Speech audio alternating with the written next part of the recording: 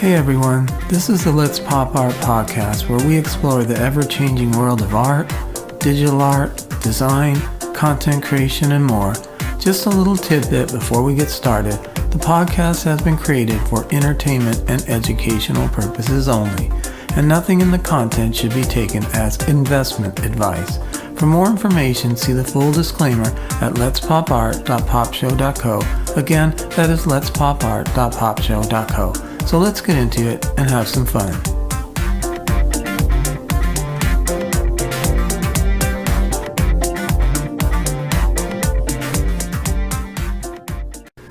Okay, so we are going to get right into this.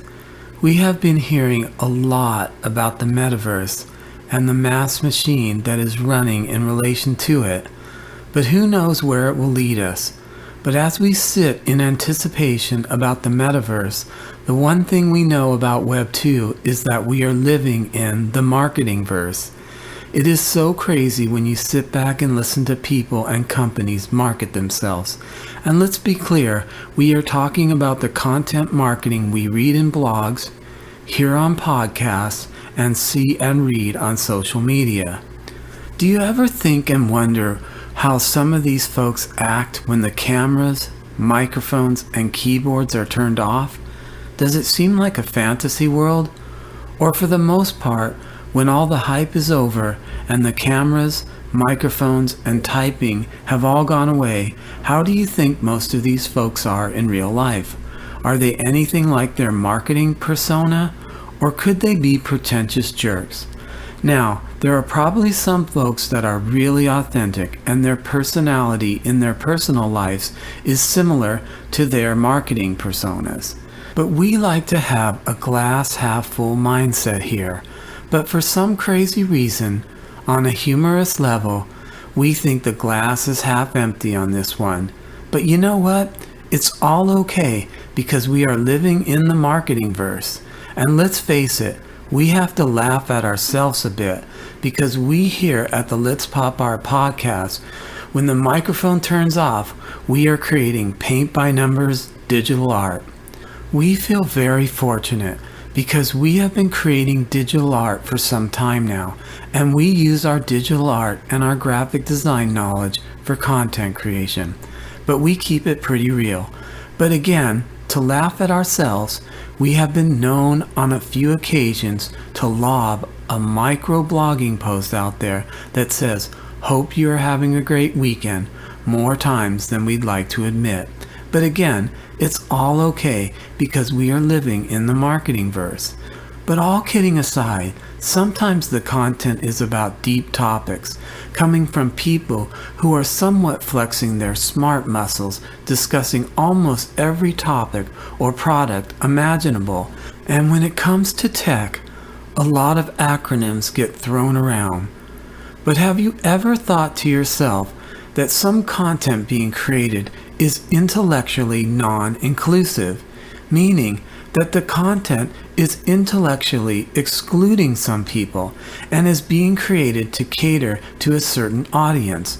Now, on an empathetic level, do you think that our society is being pressured from every angle to flex those smart muscles, and that pressure is affecting how people are creating content?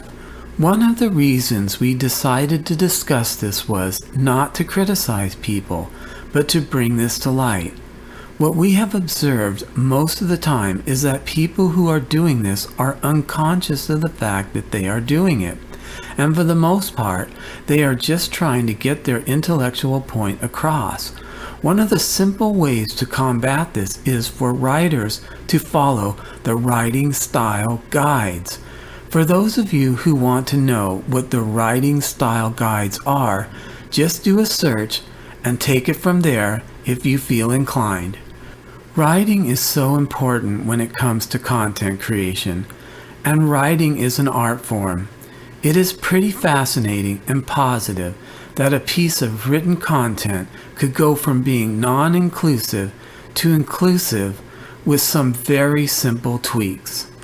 As for artists and content creators, do we find ourselves with our feet firmly planted in the marketing verse?